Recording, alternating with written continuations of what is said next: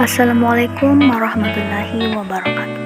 Hai teman-teman, di video kali ini saya akan menjelaskan mengenai apa itu profesi pendidikan. Sebelum itu, perkenalkan, nama saya Indonesia dari kelas D Prodi Bimbingan dan Konseling. Untuk lebih jelasnya, apa saja yang dibahas pada profesi pendidikan, yuk kita simak video berikut. Yang pertama, strategi pengembangan profesionalitas guru. Profesi pendidikan adalah seseorang yang mempunyai kemampuan dan keahlian di bidang keguruan, sehingga ia mampu melakukan dan memikul tugas dan tanggung jawabnya sebagai seorang guru dengan maksimal. Sebagai seorang guru, tentunya pasti harus mempunyai standar kualifikasi akademik dan kompetensi guru.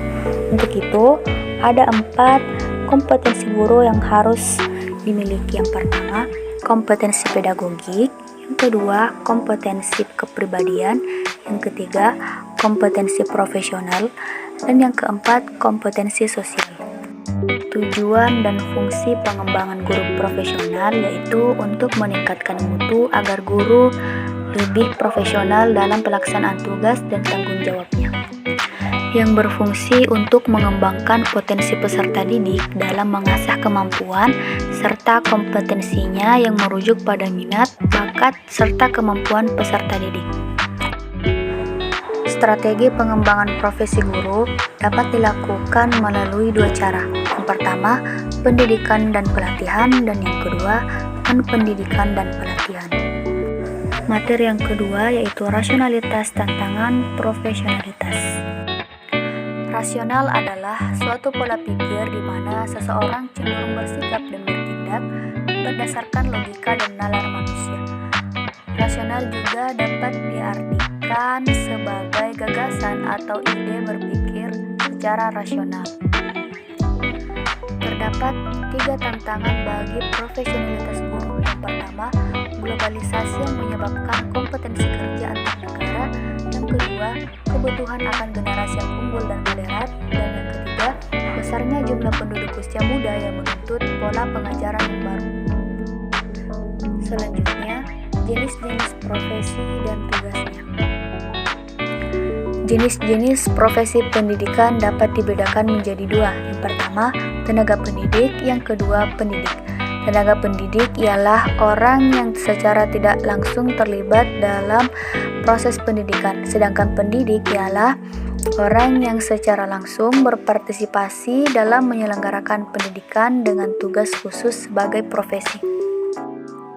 Tugas pokok profesi kependidikan bertugas untuk melaksanakan administrasi, pengelolaan, pengembangan, pengawasan, dan pelayanan teknis untuk menunjang proses pendidikan pada satuan pendidikan, yang berfungsi sebagai peningkatan mutu nasional, pengembangan ilmu pengetahuan, teknologi, dan seni, serta sebagai pengabdi kepada masyarakat. Adapun tanggung jawab profesi kependidikan yaitu bertanggung jawab sebagai pengajar, sebagai pembimbing, sebagai administrator kelas, sebagai pengembang kurikulum, dan bertanggung jawab untuk mengembangkan profesi. Selanjutnya, etika profesi kependidikan. Kode etik guru atau etika profesi pendidikan adalah pedoman sikap dan perilaku yang memiliki tujuan untuk menempatkan guru sebagai profesi yang terhormat, mulia, dan bermartabat. Adapun pengembangan etika profesi yaitu dengan melakukan pengembangan sikap selama pendidikan prajabatan dan pengembangan sikap selama dalam jabatan. Etika profesi yang harus ada pada guru yaitu memiliki kepribadian yang tangguh dan bercirikan takwa, memiliki wawasan kepribadian yang luas, mampu memecahkan berbagai persoalan yang menyangkut dengan bimbingan konseling, dan mampu mempraktekkan dan mengembangkan kerjasama dalam bidangnya. Selanjutnya, manfaat teknologi pendidikan. Teknologi pendidikan adalah studi atau praktek etis dalam upaya memfasilitasi pembelajaran dan meningkatkan meningkatkan kinerja dengan cara menciptakan, menggunakan atau memanfaatkan dan mengelola proses dan sumber-sumber teknologi dengan tepat. Selain itu, ada macam-macam teknologi pendidikan. Yang pertama, manajemen perubahan. Yang kedua, sistem berpikir. Yang ketiga, manajemen teknologi pembelajaran.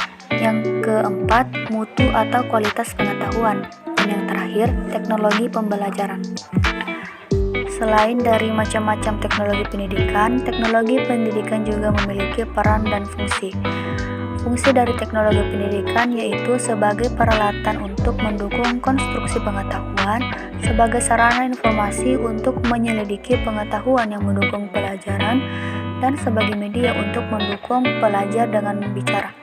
Peran teknologi pendidikan yaitu sebagai mitra intelektual untuk mendukung pelajar, sebagai teknologi pendidikan yang dapat meningkatkan mutu pendidikan, dan teknologi pendidikan dapat mempermudah mencapai tujuan pendidikan. Dari teknologi pendidikan juga memiliki dampak positif dan negatif.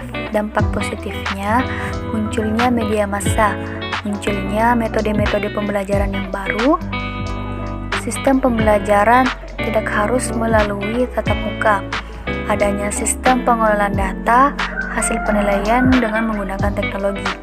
Pemenuhan kebutuhan akan fasilitas pendidikan dapat terpenuhi. Selain itu, dampak negatifnya, yang pertama, penyalahgunaan internet. Yang kedua, peserta didik bisa terkena informasi overload. Yang ketiga, menjadi kecanduan dari keberadaan dunia maya secara berlebihan. Dan yang keempat, tindakan kriminal atau cybercrime. Selanjutnya, landasan, prinsip, teori, dan isu terkini mengenai profesi kependidikan. Adapun landasan dari profesi kependidikan dapat dibedakan menjadi tiga. Yang pertama, landasan hukum, yang kedua, landasan psikologi, dan yang ketiga, landasan sosial budaya. Adapun prinsip dari profesi kependidikan, yang pertama, prinsip belajar sepanjang hayat, yang kedua, prinsip tuturi handayani, dan yang ketiga, prinsip mandiri dalam belajar. Selain dari landasan dan prinsip profesi kependidikan, ada teori yang terkait dengan profesi kependidikan. Yang pertama, teori pendidikan liberal, yang kedua, teori pendidikan tradisional, yang ketiga, teori pendidikan Marxis sosialis, dan yang keempat, teori pendidikan postmodernisme. Selanjutnya, manajemen sekolah. Sebagaimana yang kita tahu, manajemen sekolah merupakan proses mengelola sekolah melalui perencanaan, pengorganisasian, pengarahan, dan pengawasan sekolah agar mencapai tujuan pendidikan yang telah ditetapkan. Sistem manajemen sekolah ini dirancang untuk mengolah kebutuhan administrasi dan operasional sekolah. Ruang lingkup dari manajemen sekolah ini meliputi manusia, fasilitas fisik, teknologi, sistem nilai, dan budaya organisasi. Selanjutnya, supervisi pendidikan. Supervisi pendidikan ini merupakan suatu layanan atau bantuan yang diberikan kepada guru sebagai upaya untuk memperbaiki pembelajaran agar berjalan dengan efektif, yang berfungsi untuk menganalisis faktor-faktor yang mempengaruhi perbaikan belajar mengajar dan memberi pengalaman baru dalam menyusun strategi dan usaha ke arah perbaikan. Objek dari supervisi ini meliputi pembinaan personil, yaitu kepala sekolah, guru, staf sekolah, dan peserta didik. Sedangkan pembinaan non-personil meliputi bangunan, alat pelajaran, dan media pendidikan. Selanjutnya, organisasi kependidikan. Organisasi kependidikan ini merupakan sebuah wadah perkumpulan orang-orang yang memiliki suatu keahlian mendidik yang dipersiapkan melalui proses pendidikan dan latihan yang kependidikannya relatif lama serta dilakukan dalam lembaga tertentu. Selain itu, organisasi kependidikan mempunyai fungsi dan tujuan. Fungsi organisasi kependidikan ini sebagai wadah untuk mengasah kompetensi guru, sebagai media untuk saling bertukar pengalaman, wawasan, dan sebagai pemersatu. Hal ini bertujuan untuk meningkatkan kemampuan dan kewenangan profesional anggota. Selanjutnya, bimbingan dan konseling. Bimbingan dan konseling ini adalah suatu upaya pemberian bantuan kepada siswa dengan mengarahkannya sesuai dengan tuntutan yang ada, sekaligus untuk memberikan layanan pribadi, sosial, belajar, dan karir di masa depan. Adapun prinsip dan asas dari layanan bimbingan dan konseling. Prinsip dari layanan bimbingan dan konseling ini meliputi prinsip sasaran layanan, masalah individu, program pelayanan, dan pelaksanaan layanan. Sedangkan asas dari bimbingan dan konseling ini meliputi asas kerahasiaan, kesukarelaan, keterbukaan, kegiatan, kemandirian, dan lain-lain. Selanjutnya mengenai layanan khusus peserta didik. Layanan khusus ini adalah usaha yang secara tidak langsung berhubungan dengan proses belajar mengajar di kelas, tetapi secara tidak langsung diberikan kepada peserta didik sebagai wadah untuk membantu, mempermudah, dan memperlancar dalam mengembangkan kemampuan.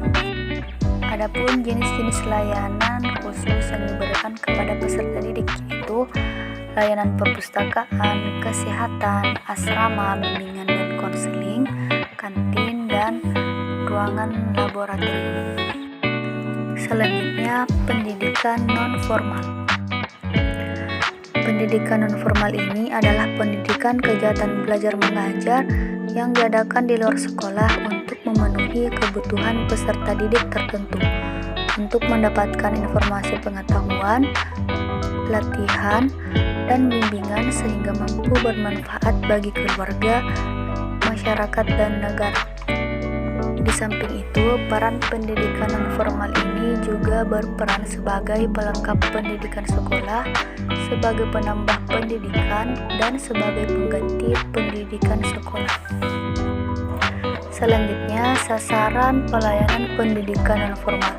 Sesuai dengan rancangan peraturan pemerintah, sasaran pendidikan non-formal dapat ditinjau dari beberapa aspek.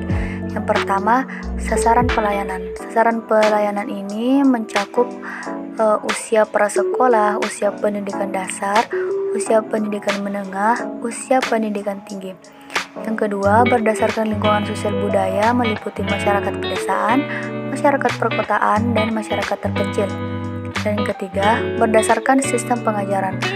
Nah, berdasarkan sistem pengajaran ini dalam proses penyelenggaraan dan pelaksanaan program bimbingan non-formal meliputi kelompok, organisasi, dan lembaga, mekanisme sosial budaya seperti perlombaan dan pertandingan, kesenian tradisional seperti wayang, ludruk, ataupun teknologi modern seperti televisi, radio, film, dan sebagainya.